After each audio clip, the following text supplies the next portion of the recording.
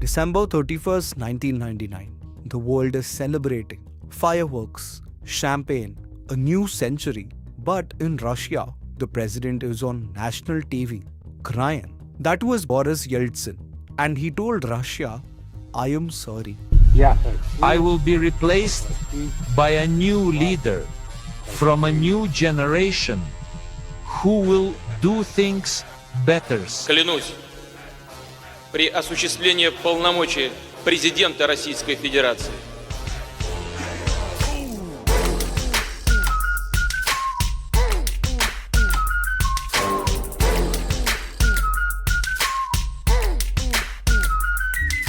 And the man who replaced him that night would go on to become the most consequential and most controversial leader of the 21st century. This story is of Vladimir Putin. Putin didn't come from power. Instead, he came from pain. He was a short kid in Soviet Russia who was constantly bullied. His family had lived through the Nazi siege of Leningrad and his brothers died in it. So from a very young age, Putin understood one thing deeply, what it feels like to be on the receiving end of someone stronger than him. That stayed with him. He studied law, joined the KGB, got posted to East Germany, and then in 1991, he watched the Soviet Union just fall apart. One of the most powerful nations in history, gone, broken into 15 countries. And Russia was a mess. Currency was in free fall. It had $40 billion in debt to pay back. The billionaire oligarchs were running the show, and 1 in 3 people couldn't afford the basic needs. They called it the wild 90s, and honestly, that name fits. And in 1999, Yeltsin made Putin his prime minister. Then, the Moscow bombings happened. There were multiple blasts, almost 300 civilians dead, and the whole country was terrified. Every politician did what politicians do. They gave speeches. But Putin went on TV and said something completely different. He said, we will find these terrorists wherever they are hiding, even in the toilet, and we will destroy them there. People stopped and looked up from their screens. And then he actually did it. The Russian Air Force went to Chechnya, full military campaign, without any hesitation. His approval rating jumped from 2% to 45% in weeks.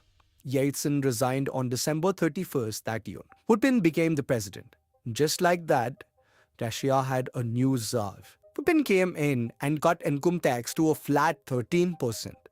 That's it. No complicated slabs, no loopholes. And just compare that to 40 to 50% in most developed countries. He went after the oligarchs and made it very clear that they could keep their money, but they would not run the country.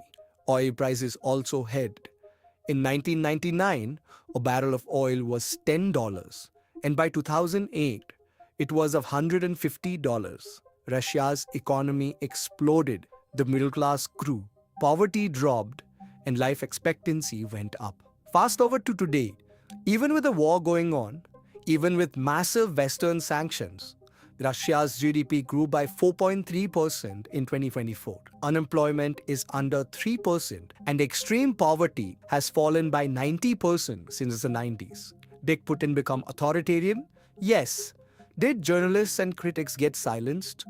Absolutely. There is a real cost to how he runs things. But the economic transformation is genuinely hard to dismiss. Then came 2022. Russia invaded Ukraine. The West responded with everything they had: frozen assets, trade bans, and hundreds of companies pulling up. The plan was basically to recreate 1991, crash the economy, create chaos, and force Putin to stop. It didn't work. Russia just turned to China. Trade between the two countries crossed $200 billion. Russia sells cheap oil, and China fills in everything Russia used to buy from Europe. Whether you think the war was right or wrong, and I personally believe war is never the answer, but you have to understand that from Russia's perspective, this was about stopping NATO from expanding right up to their border. That's the context most news coverage skips over. So let's zoom out for a second. Forget the politics, forget whether you think Putin is a hero or a villain. Just look at the moves. He was a man who inherited a broken country. There was debt, chaos, no trust, no direction. And he asked himself two questions that most leaders never actually answered. What are we good at and what's killing us? Russia had oil, he built Russia around it. Russia had a unity problem, he crushed it. Russia had oligarchs running the show, and he simply flipped that equation. That's not just luck, that's clarity. And honestly, that's the rarest thing in any leader. Most people in power just react. But Putin was playing a longer game. The second thing, and this one's bigger, he never tried to be something Russia wasn't. He didn't copy the West, nor did he chase their approval. He looked at Russia's history, its culture, its people, and built something that actually fit. That's a lesson for anyone, a leader, a founder, even a country. Stop trying to be a worse version of someone else. Figure out what makes you you and go all in on that. Putin's story is complicated, messy, controversial. No question. But if there's one clean takeaway from all of it, it's this. Know what you have, know what's holding you back, and don't wait for anyone's permission to fix it.